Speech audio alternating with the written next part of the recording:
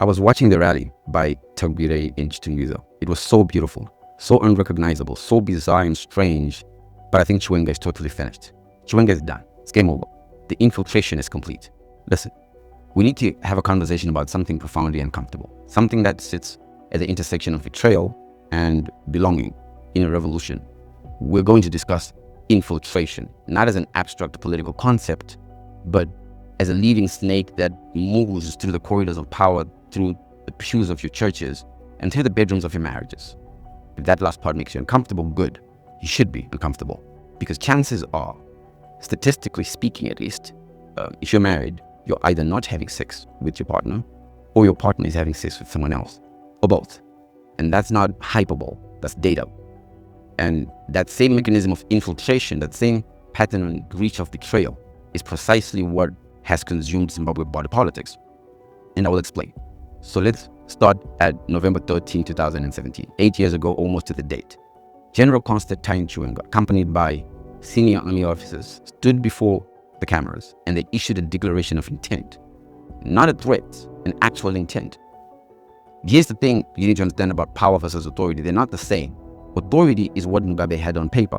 Power is what CHIWENGA demonstrated when soldiers disguised as baggage handlers overpowered police at the airport to secure his return from China. You see, authority requires your consent. Power simply requires your compliance. Let me define our terms with precision, because this matters. Infiltration is in political context at least, is the systematic penetration of an organization by actors whose loyalty lies somewhere else, whose agenda is not to improve but to remove, not to build but to capture. And here is where it gets psychologically complex. The most effective infiltrators are not the ones who whisper dissent in dark corners. No, they're the ones who sing louder than you do. They dance harder than you do. They move the most radical motions and propose the most craziest of things you've ever heard. An outsider watching in would swear they're the real deal. They have to be.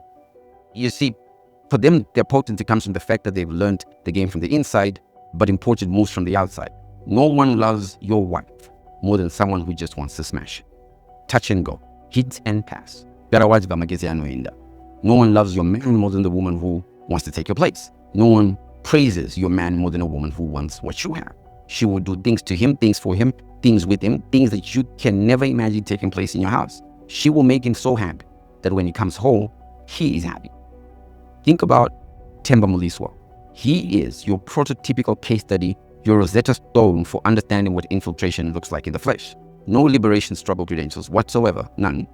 Yet became ZANU-PF provincial chairman for Mashonaland West in 2013 to 2014. A proper Tutsi, unemployed and unemployable, who to this day will fleece businesses out of money in the name of protection and representation, services that he can never deliver nor can he perform. He is the typical snake that you need to watch because his trajectory maps the entire pathology of what I'm discussing. When you see someone with no ideological roots, no historical struggle credentials, no traceable loyalty to anything except proximity to power, that is your infiltrator. Let's examine what happened in November 2017 through this particular lens. The military called it Operation Restore Legacy. Magnificent branding, really, absolutely brilliant. Because who can oppose restoring a legacy? But here's the question that nobody asked loudly enough. What legacy and restore it to what exactly? Listen carefully to what General CHIWENGA demanded on November 16 in 2017, 2 days before the Mugabe Must Go march that we all remember. He listed 7 demands. Not one of these demands was addressing constitutional concerns, national development, or state economy. 5 of the demands were addressing ZANU-PF internal matters. The other 2 were addressing the military. There was absolutely nothing about Zimbabwe or Zimbabweans. So, when you say restore legacy, what they meant was restore access to power for the Lacoste faction. And that's it. That's the whole operation. A lot of people have no idea what they did during that time. We just wanted Mugabe to go. After he was gone, none of us knew one step from the other. In fact, in hindsight, CHIWENGA and others might be regretting what they did and how they did it. But no one is unclear why they did it. This is the fundamental problem with CHIWENGA's entire project. If the goal was to genuinely restore legacy, then you must first define what the legacy was. And second, identify precisely what criminal elements had contaminated it. But they never did that. They spoke in very big generalities about criminals around the president. But who specifically? Is it the G40 faction? Is it Jonathan Moyo, Xavier Kasukwere, Ignatius Chombo, Grace Mugabe? But what made them criminals? Is it that they threatened the succession plans of Mnangagwa? Is it that they represented a different faction within the same party? On November 14, 2017, Tagwireyi Chipanga, ZANU-PF Youth League leader, fully aligned with the G40 faction, held a press conference, and at the conference, he said the whole youth league was ready to die to prevent Mugabe from being deposed. Very defiant words. Within hours, soldiers picked him up. Literally, they had arrested him, detained him, and by the time they were done with him, he was reading an apology statement in custody of the army. Now, should Mugabe have simply fired CHIWENGA and ended this? By the letter of the law, yes. By the constitution, absolutely. But by the reality of power, not remotely. Because CHIWENGA at that moment commanded the physical force. He had emptied all police armories. He had placed the entire security apparatus of the country from the airport to the border under military command. When that power was displayed, it couldn't be stopped by authority. This is the mistake CHIWENGA made. He swapped his enormous power for authority. You can have legitimate authority, constitutional, legal, democratic, and possess zero power. Conversely, you can wield enormous power with no legitimate authority whatsoever. The double-edged sword that ZANU-PF is corruption versus contamination. In ZANU-PF, there's a traditional pathway of advancement called Gwararem Sangano, the hierarchical stages of promotion through the party ranks. This is the clearest and cleanest safeguards against infiltration that you can have, because it requires time, observation, ideological commitment, demonstration of loyalty. You can't fake 20 years of party work. But then you introduce co-options, discretionary appointments, waivers, and suddenly the system becomes very permeable. Suddenly, Tagwireyi, a businessman with no struggle credentials, no party history, can be co-opted directly into the central committee. Those same waivers that allowed Tagwireyi in, they are the same waivers that allowed CHIWENGA in. Because CHIWENGA's rise to political prominence didn't come through the party. It came through the military. So if you close the door on discretionary co-options, you eliminate infiltration risk, but you also eliminate the mechanism by which the military commanders transition into political leadership. And this is the trap that the ZANU-PF has built for itself. Remove the waivers and you purify the party, but you lose access to networks of capital that chips you in power. If you keep the waivers, you invite exactly the kind of infiltration that creates the factional warfare, in fact, that creates the problem you have right now. I think CHIWENGA had the leverage. 14 years commanding the overall defense forces, 37 years in the army, 8 years in the liberation struggle. He physically executed the coup. He detained Mugabe. He orchestrated the entire operation. But Mnangagwa became president. That coup would have made so much sense for CHIWENGA if CHIWENGA became president. In fact, that's why he wants to become president. But Mnangagwa has systematically restructured the military command now that CHIWENGA's idea of control is completely diluted. CHIWENGA, the body, the person, the real picture is useless. He wanted to be Mnangagwa. That's what CHIWENGA wanted. He thought the vice president will make him Mnangagwa. Like him becoming a vice president, he will become Mnangagwa. It was a very aspirational concept. Let's talk about the opposition for a second, because this is where the infiltration actually becomes a real thesis and is very chilling. The CCC, led by Chamisa, was supposed to be the democratic alternative to ZANU-PF. Clean structures, youth energy, electoral legitimacy, after the collapse of the MDC. And then in 2025, Chamisa quit. He released a statement saying the party had been infiltrated by ZANU-PF, that state institutions had weaponized themselves to defile the party's internal operations. A man named Chabang emerged claiming that he was the Secretary General and began recalling opposition MPs from Parliament. The court sided with Chabang, despite the absurdity of his claims. So, here's the question. Has the opposition been infiltrated to the point of non-existence? And if so, is this what infiltration looks like at its terminal stage? A party that functionally ceases to exist, not through its defeat at the ballot box, but through internal collapse orchestrated by external agents? The answer appears to be yes. The opposition in Zimbabwe no longer functions as an opposition. It's been split, recalled, fragmented, co-opted, and neutralized. And this is the ultimate victory of infiltration. You don't need to defeat the enemy in their combat. You simply need to make them destroy themselves from within.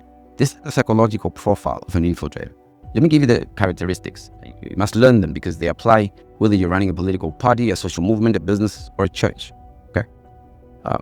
First, infiltrators arrive from nowhere but become best friends very quickly. They learn your language in a very short time. They mirror your values perfectly. This is not enthusiasm, it's infiltration. Secondly, they sing louder than you do. They dance harder.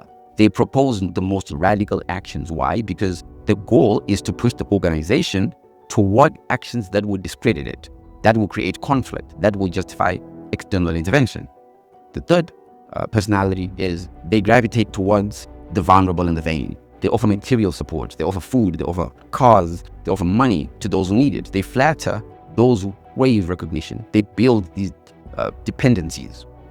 Fourth is they will pit people against each other. They encourage pack attacks on individuals. They spread rumors so casually that many don't even notice that they're lies. They create irreconcilable conflicts.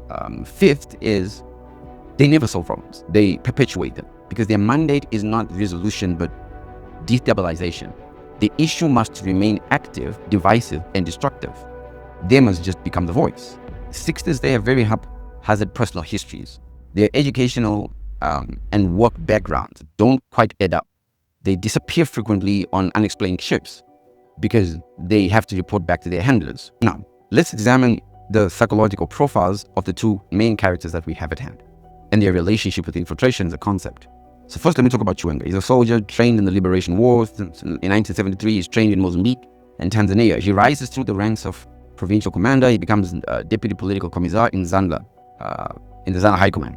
His entire adult life, from age 16 to 61, was spent in military structures. The army has a code. The army has a chain of command. The army has procedures for identifying and eliminating threats. When CHIWENGA sees infiltration, he sees it through a military lens that identifies the enemy, isolates them, removes them with decisive force. This is why Operation Restore Legacy was executed so cleanly, tanks rolling in at night, communications seized, strategic arrests, minimal bloodshed, classic military operation. But here's the problem. Politics isn't war. In politics, your enemies today may be your allies tomorrow. In politics, you need coalitions, you need compromises, public legitimacy. CHIWENGA's military solution worked for removing Mugabe. It's proving catastrophically inadequate for governing Zimbabwe and entirely impossible in pursuing his agenda to become the next president. Mnangagwa, by contrast, has a more complex profile. Yes, he was a guerrilla fighter, recruited in ZAPU 1962, trained in Tanzania, arrested and sentenced to death by the Rhodesian government in 1965. His rise came through intelligence work, through political maneuvering, through cultivating relationships with the Zimbabwe security establishment. He served as Minister of State Security. He chaired the Joint Operation Command. Mnangagwa understands infiltration at a deeper, more insidious level than CHIWENGA. He understands that it's not just about military force. It's about patronage networks. It's about information control. It's about making your enemies dependent on you while keeping them under surveillance. Now, here's the truth that makes a lot of people uncomfortable, is that tenders are a cup, a totem, the price by which all Zimbabwean politics revolve. Tagwireyi said it out loud and blessing for his honesty when he told university students, if you're not a tenderpreneur, you're foolish. He's right, by the way. The biggest buyer and seller in Zimbabwe is the government. So access to tenders is access to wealth. And access to wealth is access to political power. And that creates a feedback loop. This is why Tagwireyi's co-option into the Central Committee matters. It represents the complete collapse of any distinction between political membership and economic extraction. He's not there because he believes in ZANU-PF ideology. Most people at the top of ZANU-PF don't believe in it. They don't even understand it. He's there because he controls what ZANU-PF needs, and ZANU-PF controls access to what he needs. So we're left with the current system. Business people moving closer to positions that control tenders, eventually realizing that they are smarter than the politicians giving them the contracts, and they start thinking about replacing those politicians. Tagwireyi is Exhibit A. He is the man who used to finance campaigns, and he's now in the Central Committee, about to finance himself to become the next president. At the very least, get into the cabinet. And this is infiltration at its purest. I want you to understand, infiltration is not just a political phenomenon. It's a human phenomenon. It happens in every space. Jesus Christ was infiltrated, and it happens anywhere where there is trust required and verification is difficult. Here's the question that matters the most. Can a system recover from infiltration? Is there a red line that once crossed means organizational death? Is there a green line by which intervention can save the institution? Can ZANU-PF recover from infiltration? I don't know the answer to that question. I genuinely don't know. So, if you take nothing else from this, remember these points. Number one, infiltration is not external, it's internal. The most dangerous infiltrators are the ones who you invited in. Number two, authority without power is theater. Power without authority is tyranny. You need both, and they're not the same thing. Number three, the person singing the loudest for your cause might be the one who is destroying it. Enthusiasm is not loyalty. Radicalism is not commitment. Number four, Every system that allows discretionary co-options will eventually be captured by those who it co-opted. The shortcuts you create to bring in useful people become the highways by which hostile actions infiltrate. Number 5, you cannot restore what you cannot define. So legacy without specifics is just nostalgia weaponized for present gain. 7 is, in the end, it's personal. The personality of the fighter determines the nature of the fight, which determines whether infiltration is resisted or it is embraced. You see, infiltration never announces itself. It arrives as a friend, as an ally, as the answer to your problems. But I do want to congratulate Tagwireyi. I think what he has done is impressive, both for himself and the results he is getting for the party are equally impressive. I wish him absolutely well, and I believe he has won this fight. But until next, head back.